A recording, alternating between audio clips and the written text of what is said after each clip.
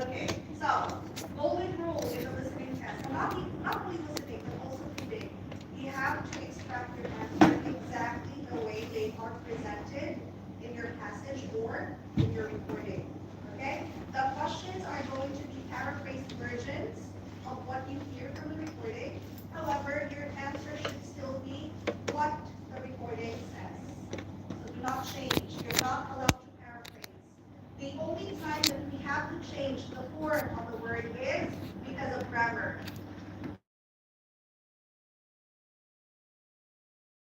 That's one. What's that one? Okay, so we need to always move on. Alright? So if you sense that you already missed an answer, move to the next one. Do not wait until the recording is finished, because the more that you wait, the more that you stay on a question, because obviously the answers are already mentioned, you get more incorrect answers. So you miss more questions. Questions so far? No questions? Okay, so I need you to keep those in mind, because that's the general thing, or those are the general things that we do in the listening examination. Alright, so most of you are late today, so hopefully tomorrow and moving forward, I need you to be here on time. Okay? Alright, so this will be our focus for this morning, so we will be talking about American accent. So just a heads up, you don't really have to sound like Americans, okay? So even in speaking, it does not say that for you to get a 9, you have to sound like an American or a native English speaker. So the IELTS examination is supposed to be taken for non-native speakers. Native speakers do not take IELTS. Okay? So this is why we are expected, or the candidates are expected, to not speak in native speakers' accent. However, we have to at least understand how they speak. So especially when it comes to the listening test, because you will not be able to ask your examiner what the speakers are saying in the recording. Alright? So, even if they speak the same language, so people from the US, people from the UK, people from, let's say, parts of the world that speak English as their first language, so there are still differences. So there is a big chance that an American may not be able to understand someone from the UK because of accent.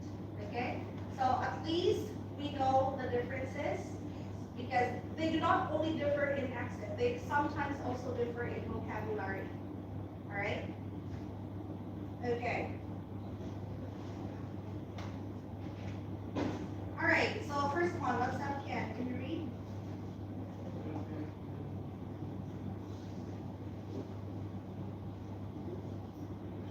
Okay, word stress. Okay, so when we pronounce words, there are syllables that are stressed.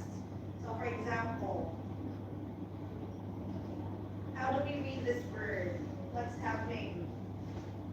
How do we read this word? Nate, how do we read this? Father. Okay, so how many syllables are there in the word father? There are 2. Father.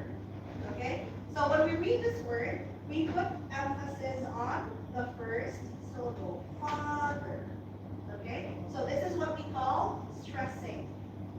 Okay, so we do not just put the same stresses in all syllables. So there would be syllables that are emphasized. So when you say emphasize, the tone when we read or when we say those words, so we raise our tone and then we prolong the syllable. So we do not say father, right? So we say father. So this is what we mean by word stresses. So stress can affect the meaning of the word. Okay, for example, this word.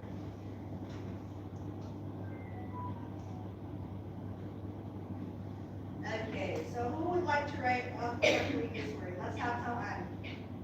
Read this word. Again? Okay, so where is the stress? First or second?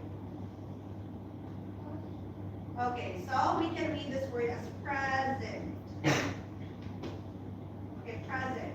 Okay, so what do you mean by present?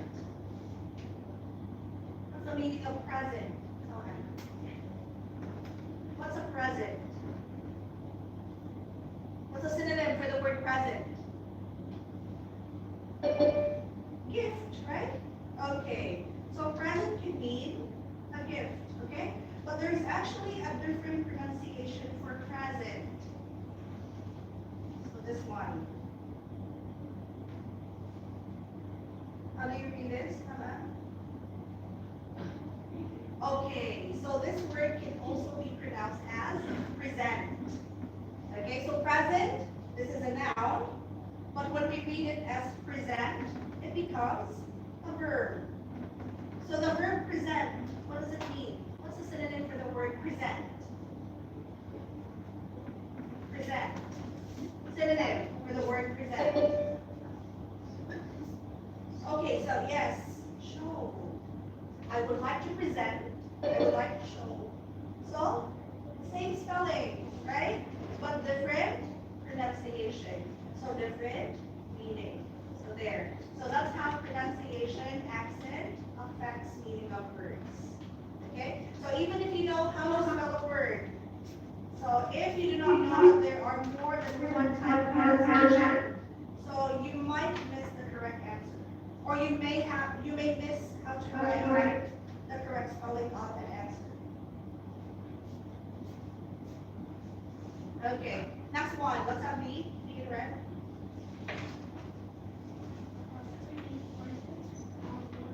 Okay, all right. And then this is also a concern related to listening. So many candidates say that the speakers in the listening examination, they speak very fast. Actually, no. All right, they don't speak fast. So actually, the speakers in the listening recordings, most of them, I would say, they speak slower than their usual pacing. So try to watch American movies. Try to watch English movies.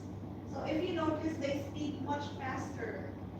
If you compare them to the people or to the recordings in our examination, that's their natural pacing, and they do not speak fast. That's how they just speak. Okay? So why do they sound like they're speaking fast? Because they actually speak in phrases. So they link words together. So unlike non-native speakers, how do we speak? My name is. So usually we say words word for word. Okay? However, when they say that phrase, they do not say my name is. So they say my names. So they would connect words. They connect sound. My names. Alright? So there. So another example. So I need you to take a look at the sentence. This is one sentence. Let's have Dan. Can you read the sentence for us?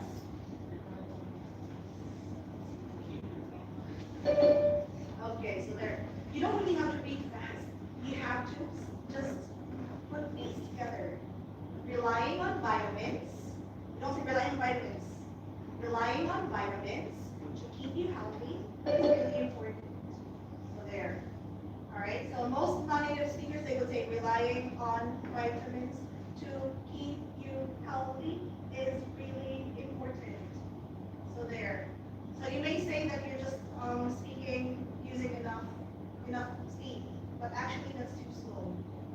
Alright? So when they speak in thought groups.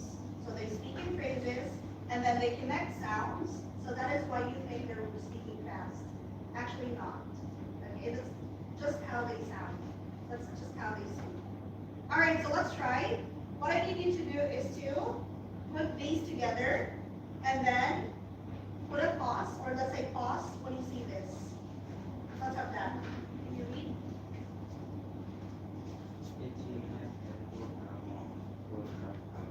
Say don't have us. Don't have us.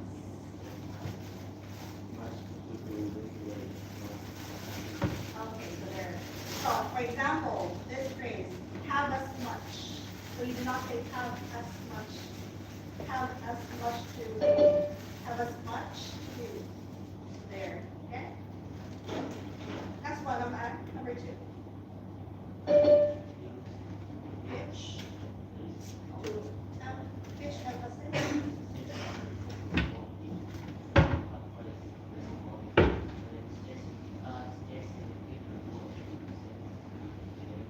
Exactly. All right. So also, if you notice, native speakers, when they speak, they do not carry a monotone.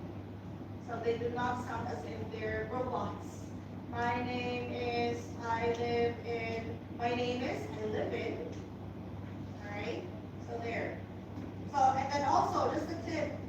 So in some cases, the correct answers, some of the correct answers in the recording, you can't tell that they're the right answers because the recorder, or I mean the speakers, emphasize them. So they would, when they say the correct answers, they would usually raise their voice, their tone. Right? And then sometimes even they say the answer more than once. So it does not really happen often, but it does happen. So that's what you mean by emphasizing. You're giving importance to the word. So those words that are emphasized, they could be correct answers. So watch out. So just to give you an example, I have here two sentences that are identical. But if you notice, the first word is italized. The second word is the one italized. Okay, so let's try. Naman, I need you to emphasize the word he. Emphasize. Read the entire sentence. Emphasize the word He. Okay, so he speaks pretty well. So there. What about the second one? He speaks. Okay, so he speaks pretty well. So in the first sentence, he is emphasized. So the second sentence, speaks, is emphasized. Okay? They have or they carry different meaning. Okay? So the purpose of the speakers are different. So when you say he speaks very well, the emphasis is on the person speaking. Okay? So what's the important information? Who? Who speaks pretty well? It's he. So that is the meaning of the first sentence. But when you say he speaks pretty well, what does he do well? So that is the message of the sentence. What does he do well? He speaks pretty well. Okay?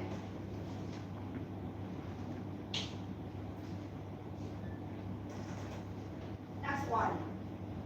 Alright, so also, usually we can tell if a word is a noun or a verb because of their pronunciation or how they're pronounced in sentences or how people pronounce them. So usually if it's a noun and if it's a compound noun, usually the stress is in the first part or in the first word. For example, how do we read this? Let's have, what's your name dear at the back? What's your name too? Okay, can you read the first word? How do you read this? Read. Okay, so when we read this, we pronounce this as laptop. Do we pronounce this as laptop? No, right? So we pronounce it as laptop. Next one. Let's have look. Okay, there, football. So we do not pronounce this as football, right? Football. The next one. Let's have Tad. There, parkway. So there, okay? So just remember, if you happen to hear a word that is compound, so when you say compound, they're made up of two words, but they actually only mean one. So if the stress is in the first syllable, that means that word is a noun, okay? Next one, let's have yo.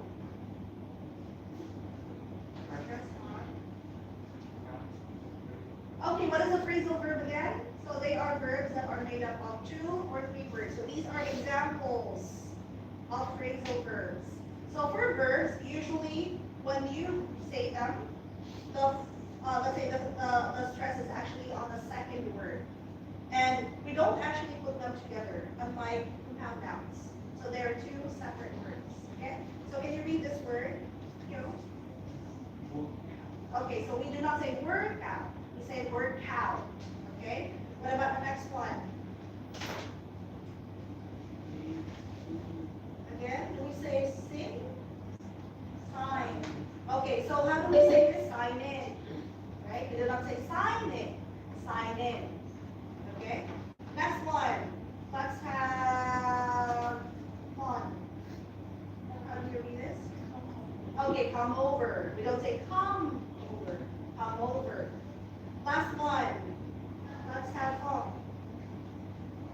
Log out. We do not say log out. You say log out. Okay? So there. So just remember.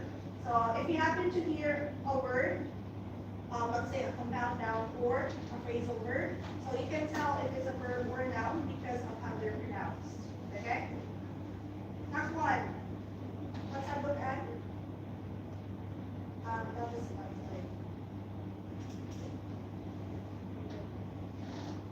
okay. Okay, vowel sounds. What are the vowels again in the English alphabet? How many letters do we have in the English alphabet? What? Sorry? How many vowels? Okay, we actually have 5 vowels in the English alphabet. What are those 5 vowels? What are those 5 vowels? Yes, you have. Letters, the English alphabet, we can categorize them into 2. So we have vowels, we also have consonants. So vowels, there are 5. What are they? Okay. Yes. We only have 5. Then name those 5. Then 5 vowels.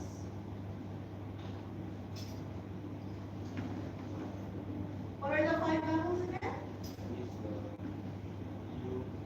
Okay, U, E,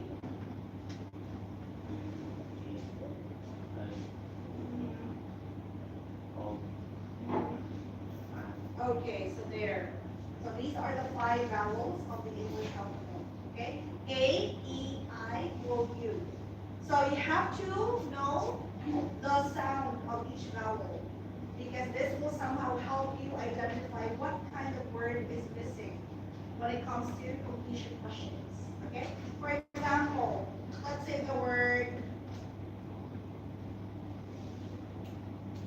So what do we use? So let's say, all right, so we use determiners most of the time if we're going to use a noun in a sentence, okay? So the word octopus. So what comes before the word octopus? Would it be a or an? Octopus. Yeah.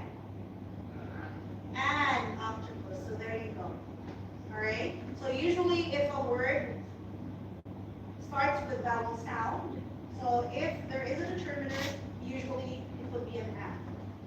Okay. So let's say that this is a question.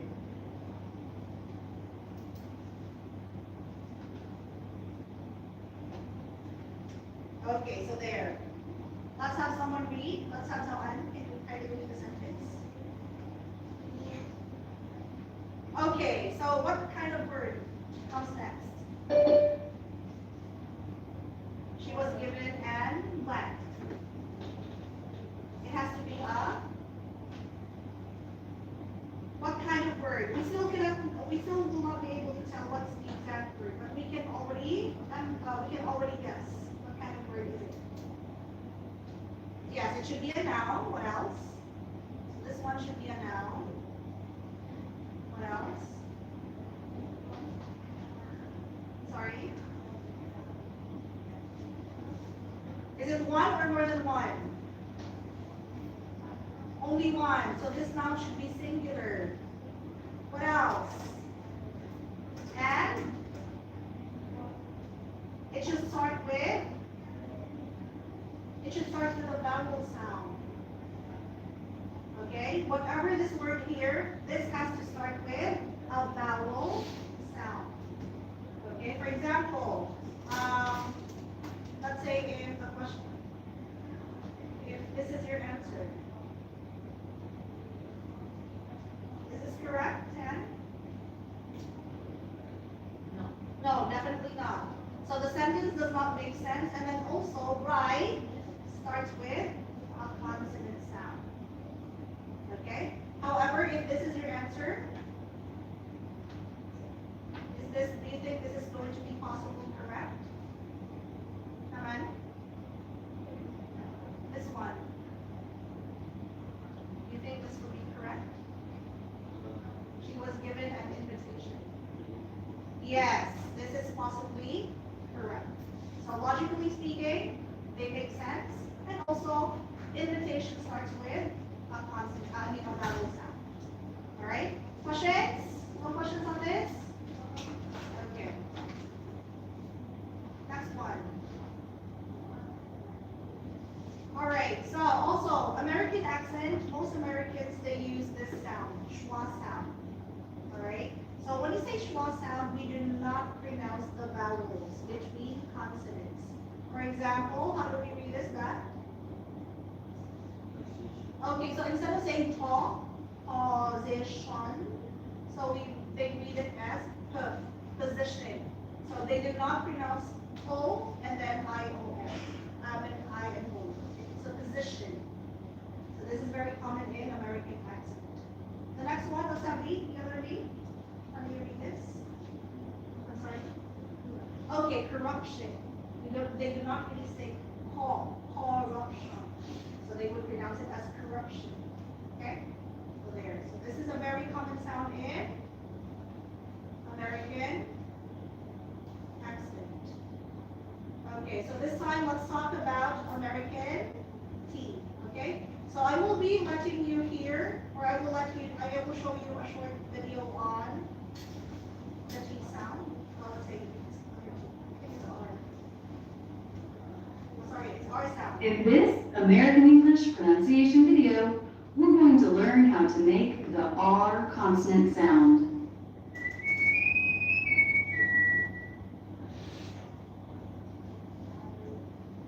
This is truly one of the hardest sounds in American English. Before I go into how to make it, I want to talk about how not to make it. In many languages, the R is made by bouncing the front part of the tongue against the roof of the mouth. Right. Okay. Yeah. How do you pronounce R? What's the sound of the R? Can you sound the R? Again? Ow? How do you sound? How do you pronounce R? Can you say R?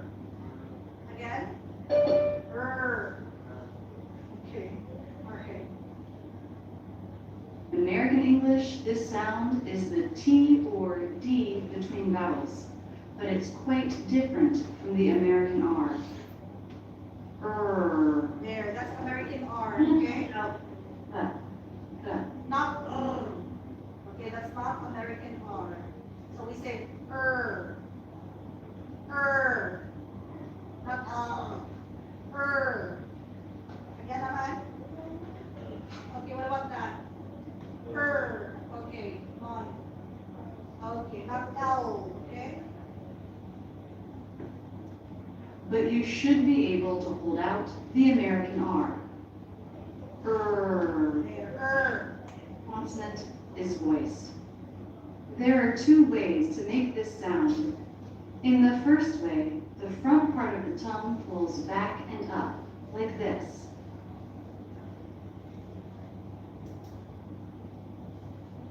The tongue can be stretched so it's long and skinny, or it can be pulled into itself so it's fatter and thicker. And that's what we want here. We're making the tongue fatter and thicker so it's not as long. The back doesn't move. This is happening with the front and middle of the tongue. The middle part of the tongue lifts up towards the roof of the mouth.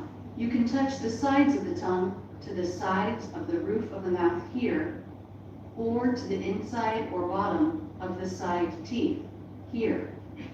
The front part of the tongue is hanging in the middle of the mouth, not touching anything. This sound is forward and focused because of the position of the lips. The corners come in, pushing the lips away from the face. This lip position will be a little more relaxed when the R comes at the end of a syllable. We'll compare this way on the left with the other way to make an R on the right. The R can also be made by flipping the tongue tip up. The lips flare the same way. Some native speakers make the R one way and some the other. Native speakers get the correct sound no matter the mouth position.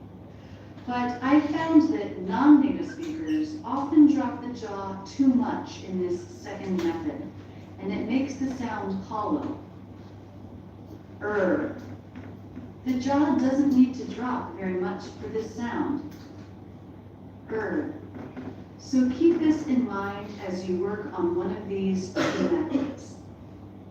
Here's the R sound on its own, Okay. not part. So when you pronounce R, so try to make this, say, try to shape your mouth this way. Okay, There. Very good. Next one, up hand. Do not, shut there. Again. There, better. Okay. What about the hand? Very good. Pong. Not O. Okay, better. There. You can see the lips flare. Think of creating a little space between the inside of your lips and your teeth. Notice how little jaw drop there is. We don't need to drop the jaw to pull the tongue back and up. The word rest. Okay, so let's read this. Let's have Lynn. Lynn, at the back. Can you read this word? How do you read this? Again? Rest. Again? Not west. Again? Rush. Teeth. Rest. Okay, better. Next one.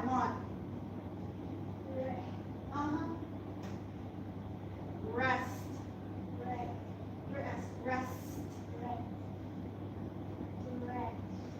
Teeth.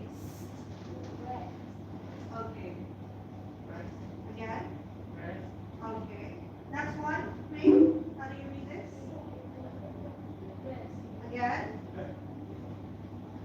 Again? Rest. Okay, so there. As at the beginning of a word, we tend to make the lips a tight circle. Again, little jaw drop as the middle of the tongue lifts to the roof of the mouth. The word proud. Okay, let's have that. Again? Okay, next one. 2. Again? Okay, next one, look at. Okay, next one, Dad. Okay, so proud. There. When R is in a beginning consonant cluster, the lips may not be as tight as in a beginning R. The word mother. Okay, so let's have the mother. Okay, next one, the other B. B in white. Okay, come on. Again. Mother. Okay, all right, now, just a heads up. Usually, if it's American accent, we pronounce the R sound. Okay, but in British accent, if the word ends with an R, they tend to drop the R. Okay, so most people from the UK, they would pronounce this as a mother. So they do not pronounce the R. So that's one difference between American and English accent, or let's say British accent. Okay, so British accent. So if they pronounce R's, then they don't usually pronounce it if the word ends in an R. So that's another example. The word car. So in American accent, we can hear the R sound, car.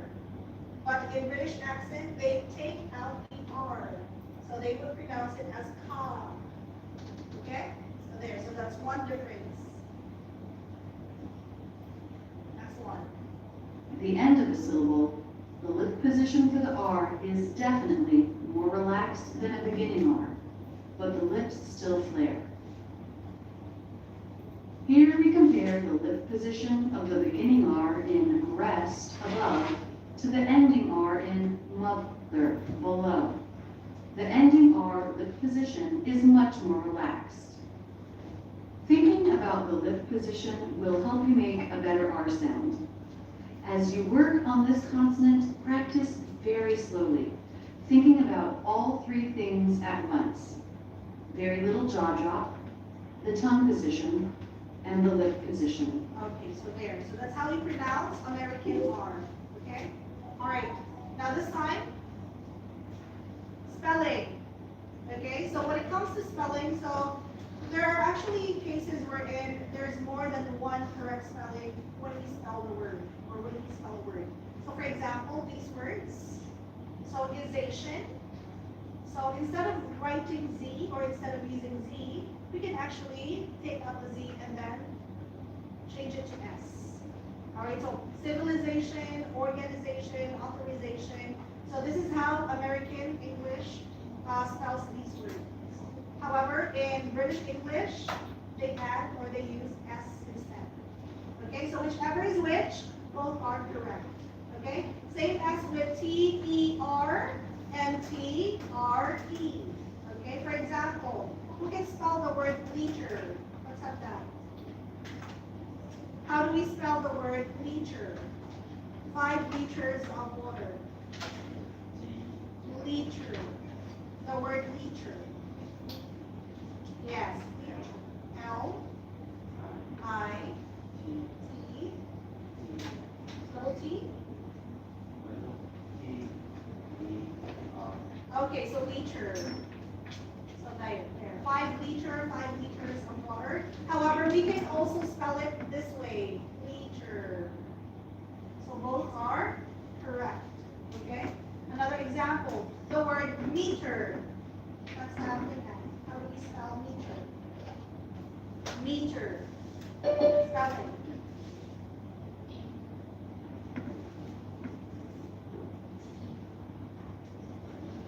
Okay, so yes, this is correct, but we can also spell meter this way. Okay, so this or this, both are correct. All right, questions? Clear? Okay. Next one, American T. So in the American accent, T is actually pronounced differently, or in different ways, okay? Hi everyone. In this video, you'll learn how to pronounce the American T sound in sentences.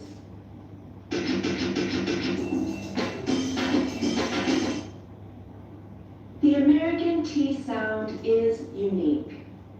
There are 3 ways that this sound can be pronounced, and it all depends on where the T occurs in the word, or if you are saying the word by itself or in a sentence.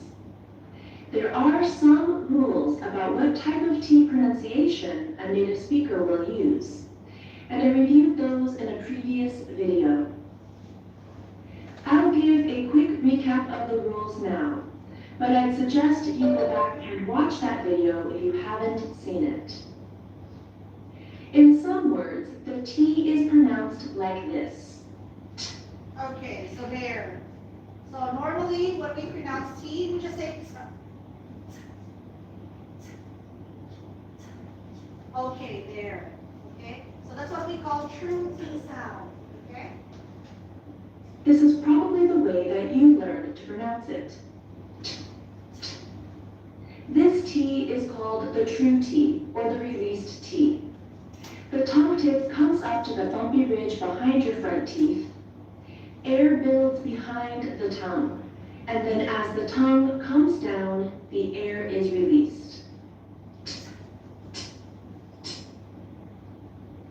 We use the true T when T is at the beginning of a word or syllable, like in the words teacher, true, and attack. Okay, all right. Let's have someone read these 3 words. Let's have Paul. Can you read these 3?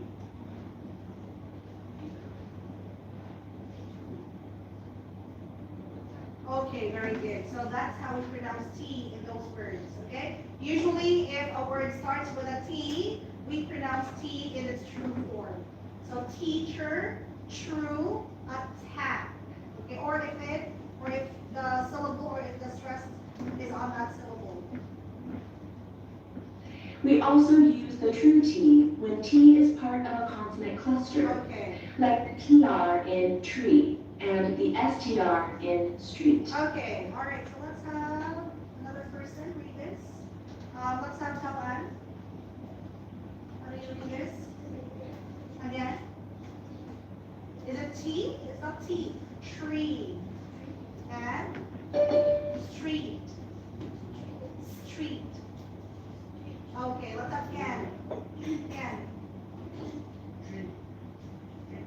Street. Okay. Next one. TR in street. The second pronunciation of the T is called the flap. You make a flap by quickly touching the tongue tip to the roof of the mouth. This is the sound we use in the words water and butter. Okay, all right. Now, in some words, T, we do not pronounce T as T. Okay, instead, in American accent, there are some words that when we pronounce the T sound, so they do not pronounce as, they're not pronounced as T, instead they're pronounced as D, duh. Okay, so when does this happen? If T starts as stressed, that is not, or that it starts with a syllable that is not stressed. Okay, so for example, the words water and butter. This is the sound we use in the words water and butter. Okay, so let's have someone read these two words. Let's have Evelyn. Can you read these two words? Water and there, butter. Okay, so there. So in the US, they do not pronounce this as water and butter. But other other English-speaking countries, they pronounce T as T. Water, butter. Okay, but in America, in the US, they pronounce it as T. Water, butter. Okay? The flap is a frequent substitution for the true T. We use the flap when T occurs between vowels in unstressed syllables. This can happen within a single word, like water, or across word boundaries in a sentence, like in this sentence. I sat at a table. Okay, so there. All right. So in sentences, so for the sounds to be connected, so instead of pronouncing the T in its true form, so they may be pronouncing it as D. For example, instead of saying sat at, so we take out the T, the true form T, D, and then connect it to the next word. Sat at. I sat at a table. Okay. So let's try. Let's have someone read this. Let's have someone. Okay, so I'll say I sat at a table. Okay, let's have one. Let's have the top. Again, what about top? I sat at a table. I sat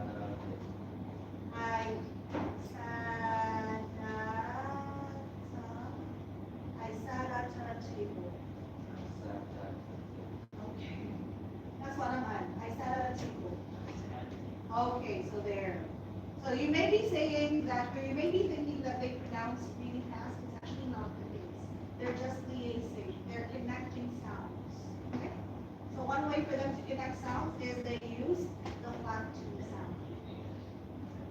I used a flap for the T in sat because the T came between two vowels, a in sat and a.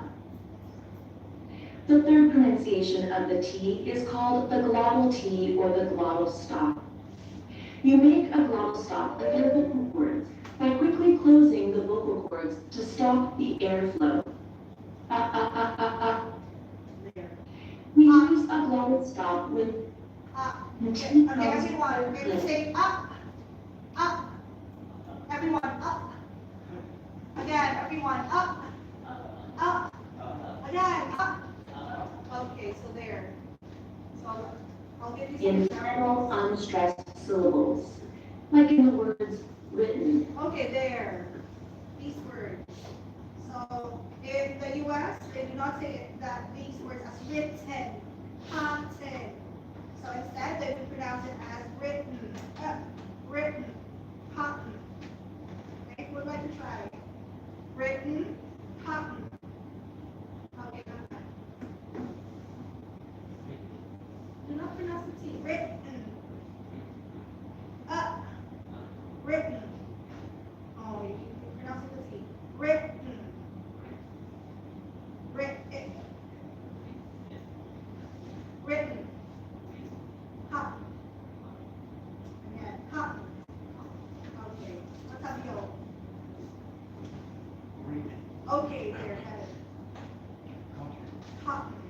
Okay, so there, that's actually what we Cotton and forgotten. Cotton. We may also use a glottal stop across word boundaries when one word ends in a T and the next word begins with a stop consonant, like in hot dog, Kit Kat, and potluck. And finally, we may use a glottal T when T comes at the end of a word, like in hat. Okay, so there. So instead of pronouncing T in the word hat, so some Americans, they pronounce it as hat, hat, hat, hat, cat. Okay?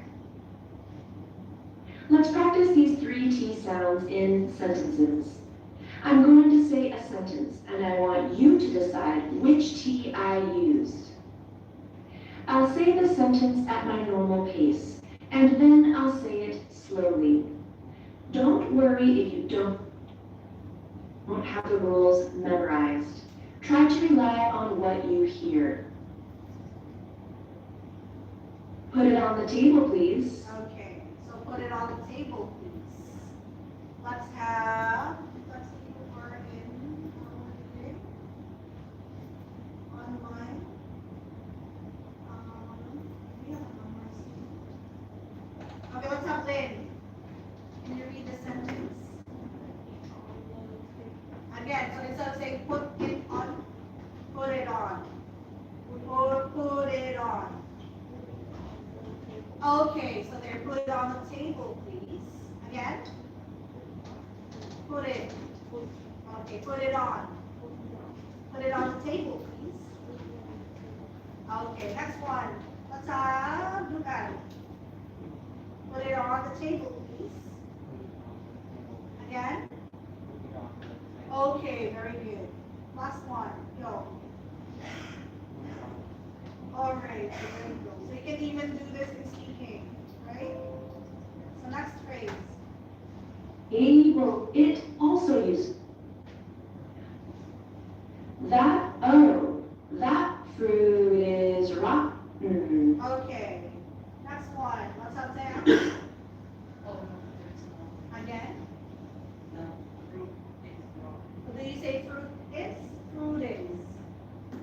Oh, that fruit is rotten. Yes. Fruit is. Fruit is. Fruit is rotten.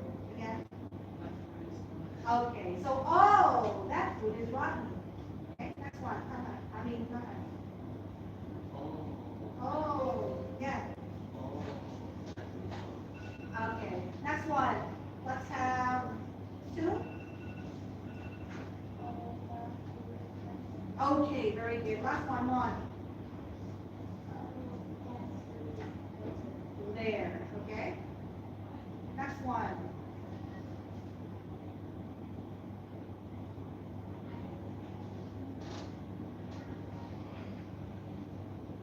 You better give it to me. Okay, again. You better give it to me. Again, you better give it to me. Okay, better. Next one, let's have, come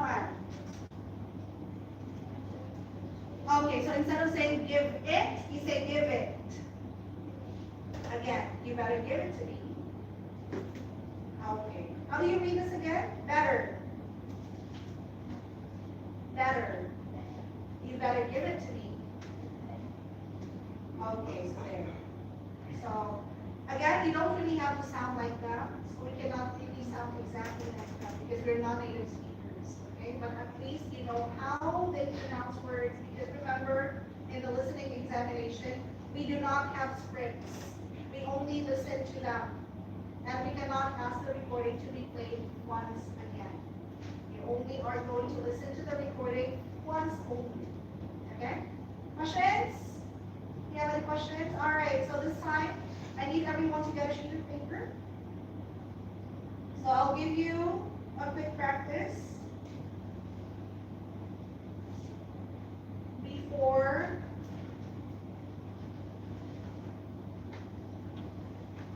we proceed to the full test. So I'll be calling someone from online. Let me know if you can see my screen. Let's have right here.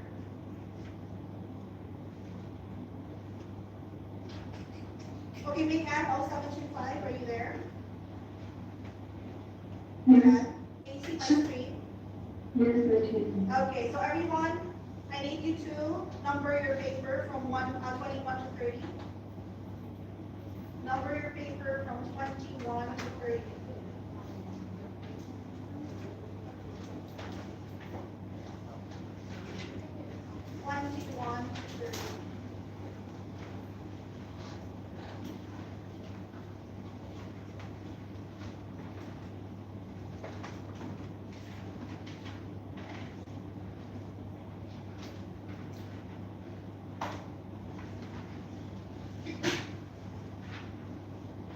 Okay. You good? All right, so let's begin. Section 3. You will hear Melanie, a student, talking to one of her lecturers about her studies. First, you have some time to look at questions 21 to 27.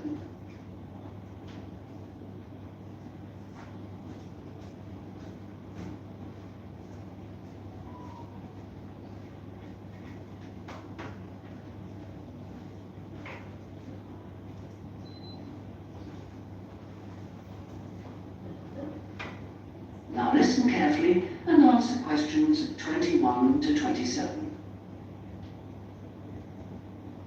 Excuse me, Dr. Johnson. May I speak to you for a minute? Sure, come in. I'm Melanie Griffin. I'm taking your course in population studies. Right. Well, Melanie, how can I help you? I'm having a bit of trouble with a second assignment, and it's due in 12 days. What sort of trouble are you having? Is the assignment question a problem? Well, that's part of the problem. I've been having trouble getting hold of the books. I've been to the library several times and all the books are out. Sounds like you should have started borrowing books a bit earlier. Well, I had a really big assignment due in for another course, and I've been spending all my time on that. I thought... You might get an extension of time to finish your assignment for me? If that's possible, but I don't know... Well, yes, it is possible, but extensions are normally given only for medical or compassionate reasons. Otherwise, it's really a question of organizing your study. And we don't like giving extensions to students who simply didn't plan their work properly. What did you get for your first assignment? I got 87%. Mm-hmm. Yes, you did very well, indeed. So obviously you can produce good work. I don't think I'll need too much extra time, as long as I can get hold of some of the important references. Well, since you did so well in your first assignment, I'm prepared to give you an extra 2 weeks for this one. So that'll mean you'll need to submit it about a month from now. Oh, thank you. Now, what about the reading materials? Have you checked out the journal articles in the list? No, not yet. There were about 20 of them, and I wasn't sure which ones would be most useful or important. Well, they're all useful. But I don't expect anyone to read them all because a number of them deal with the same issues. Let me give you some suggestions. The article by Anderson and Hawker is really worth reading. Right, I'll read that one. You should also read the article by Jackson, but just look at the part of the research methodology, how he did it. Okay, Jackson. Got that. And if you have time, the one by Roberts says very relevant things, although it's not essential. So, okay, if it's useful, I'll try and read that one. Now, the one by Morris. I wouldn't bother with that at this stage if I were you. Okay, I won't bother with Morris. Oh, now, someone told me the article by Cooper is important. Well, yes, in a way. But just look at the last part, where he discusses the research results. And lastly, there's Forster. I can't think why I included that one. It's not bad, and could be of some help, but not that much. Okay, all right, so we continue. 28 to 30. Section 3. It's not bad, and could be of some help, but not that much.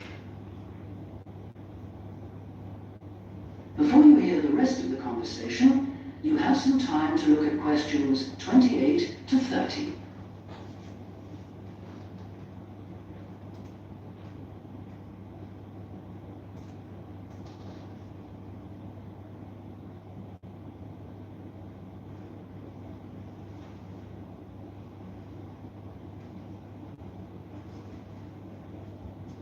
Now listen and answer questions 28 to 30. Now let's deal with the assignment question. What's the problem there? It's the graph on page 2. What seems to be the problem? It's just the bar graph showing reasons why people change where they live. Well, I've got a photocopy, but the reasons at the bottom are missing. Ah, okay. Look at the first bar on the graph. Now that indicates the number of people who move because they want more space. Oh, I see. Bar 1. Okay. Now what about the next bar? Bar 2 is to do with the people living nearby, disturbing them. So they chose to move away to somewhere quieter. Now let's look at bar number 3. Another reason people change their place of living is because they want to be closer to the city. Okay. Proximity to the city is an issue. Now, bar number 4 refers to problems when the owner of the property won't help fix things that go wrong. In other words, the owner is not helpful, and so the tenants move out. Okay. Now what about bar 5? Bar 5 is about those people who move because they need a bus or train to get them into the city or to go to work. Okay. And bar 6? Bar number 6 is interesting. That reason was given quite a lot. People moving because they wanted to be in a more attractive neighborhood. Oh, yes. Thank you very much. Okay, It is the end of section 3. You now have all right, so let's answer 21 and 22. What's up, Nana? 21 and 22. 22. All right, next one, 23. Let's have 10. Yes. 23 is.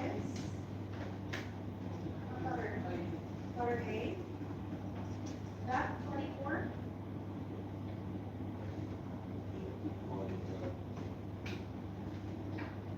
What letter? Next one, let's have. Look at that. 25. All right, next one, B in red. 26. All right, next one, 27, B in white. Letter C. Okay, all right, now, this is section 3 of the listening examination. So section 3, usually it will be 2 or more speakers, okay? And the topic would be something that is related to studying, all right? There would be a possibility that you might be given 2 or 3 kinds of questions. So in this particular section 3 question, you have three types of questions. We have multiple choice questions. We have, this is what we call matching. All right, so for matching questions, you have to understand the relationship of the questions and the options. So for section, the last one, so this is also called matching. However, you can see a graph. So you have to understand what is the relationship of the graph and then the options for you to be able to match accordingly. Okay? All right. So questions 21 and 22, so these are multiple choice questions. So always expect that some of the words from each of the options will be mentioned in the recording, but there's only one correct answer. Okay? So let's listen. Let's try to find out what are the answers for questions 21 and 22. Section to 27. And it's due in 12 days. To 27. Excuse me, Dr. Johnson. May I speak to you for a minute? Sure, come in. I'm Melanie Griffin. I'm taking your course in population studies. Right. Well, Melanie, how can I help you? I'm having a bit of trouble with a second assignment, and it's due in 12 days. What sort of trouble are you having? Is the assignment question a problem? Well, that's part of the problem. I've been having trouble getting hold of the books. I've been to the library several times and all the books are out. Okay, so there you go. So the question is saying that Melanie has not started the assignment because, so that means that you need to look for the reason why Melanie hasn't started. Okay? So according to the recording, she's been to the library.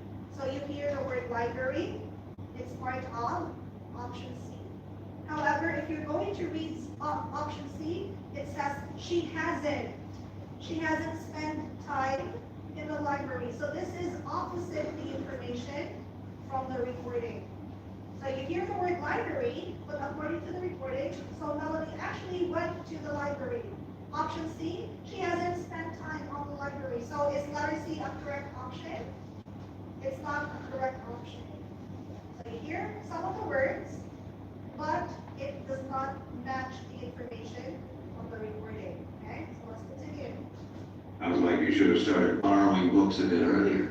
Well, I had a really big assignment due in for another course. and- Okay, you hear the word big assignment, but is it for that course?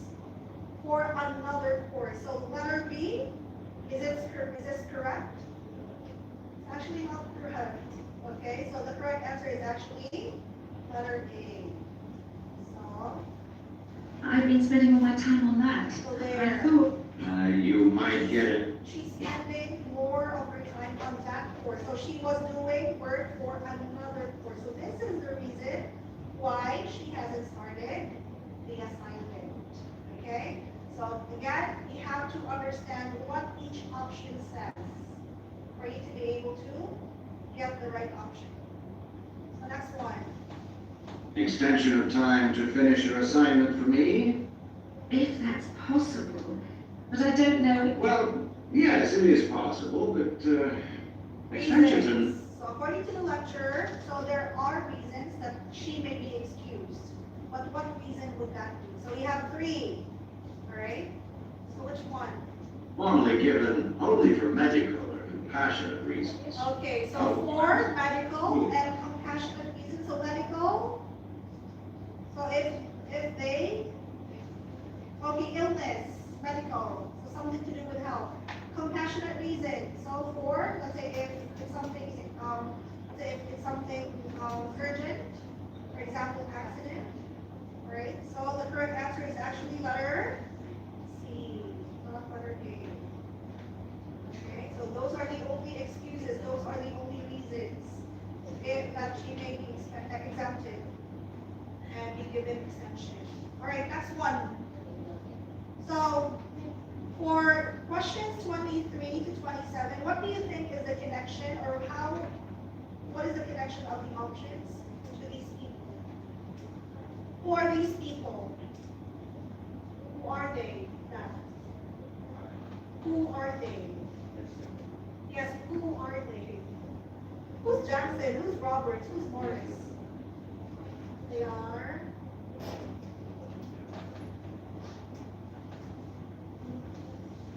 They are your cousins?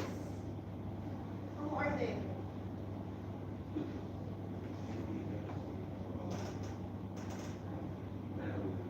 Membership for memory? Okay. Yes, me. Who are they? They are references, but they're people, right? Who are they? Who exactly are they? They are? What's hawker? They are writers, they're authors, okay? So there. So they're authors, see?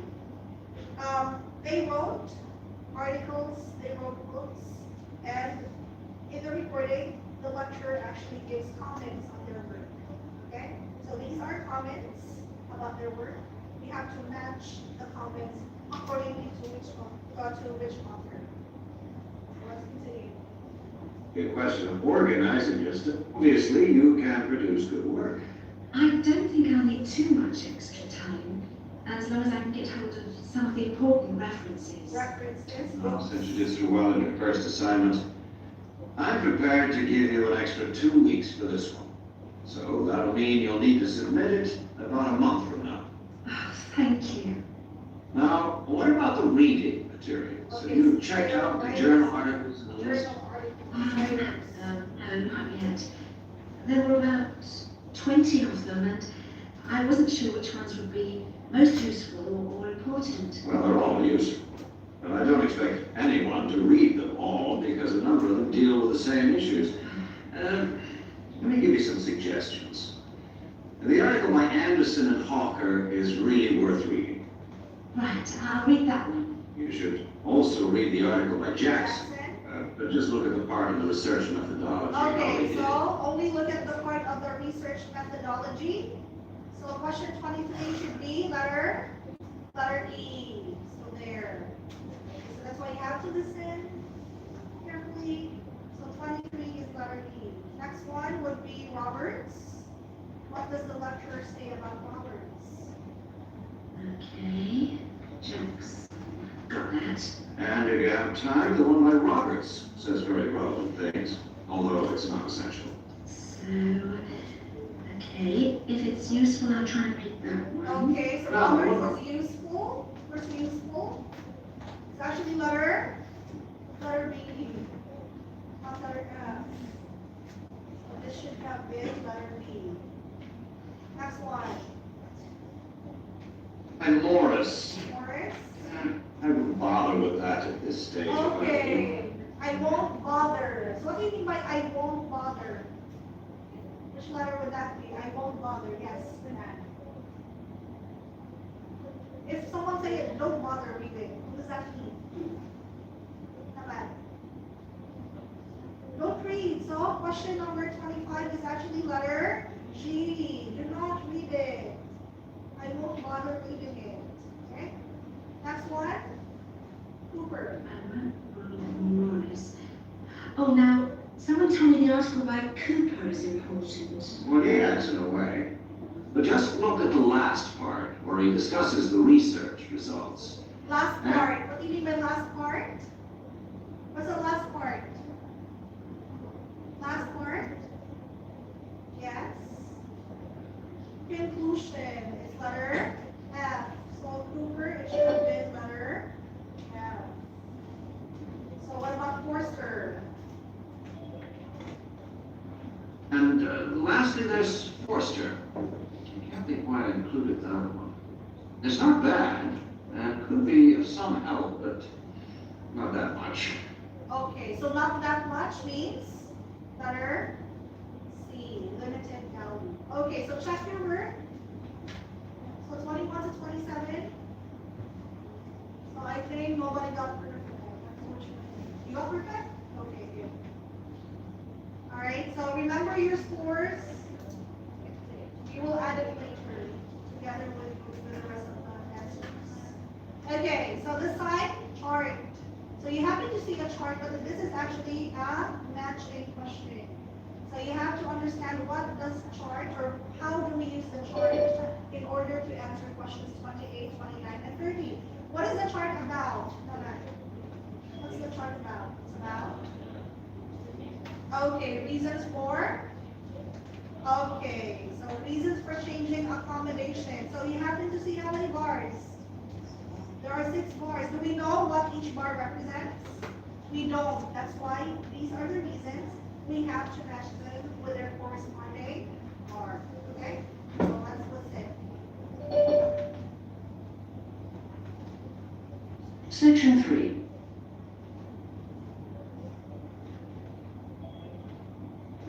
Questions 28 to 30. Now let's deal with the assignment question. What's the problem there?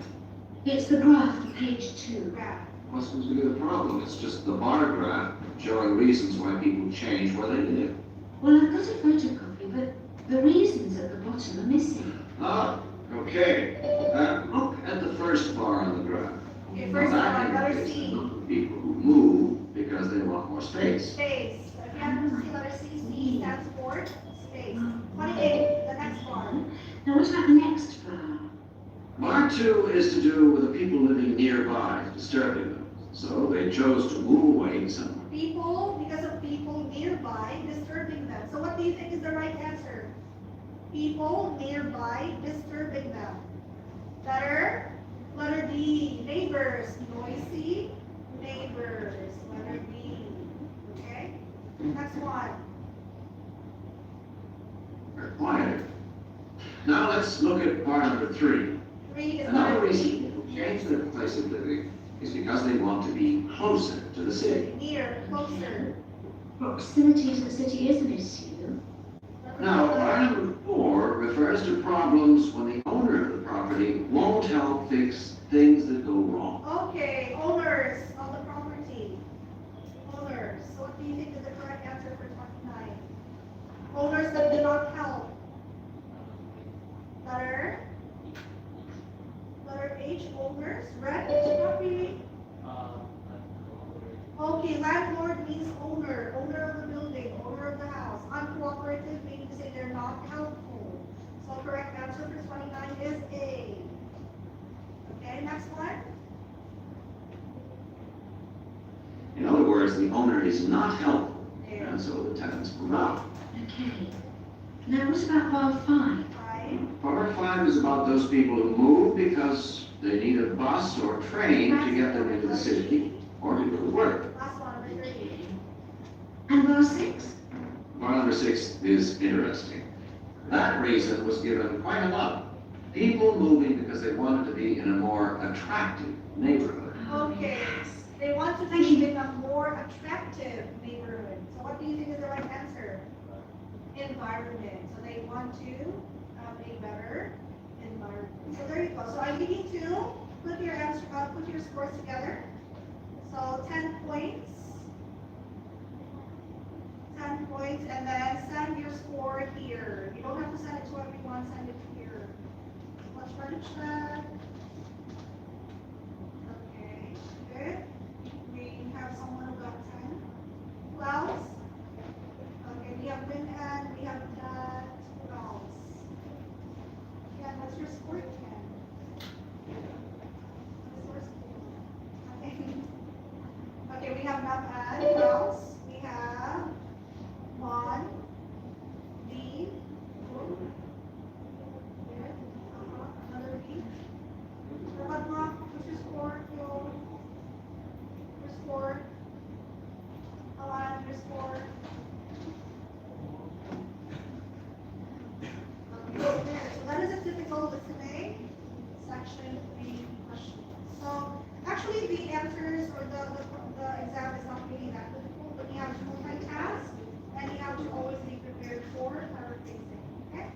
Questions? Do we have any questions? No more questions? Okay, so everyone, I need you to keep your phones. Time to do the full test. No phones on your desk, please.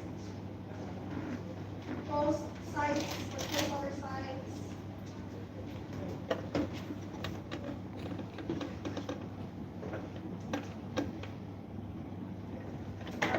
try check the recording.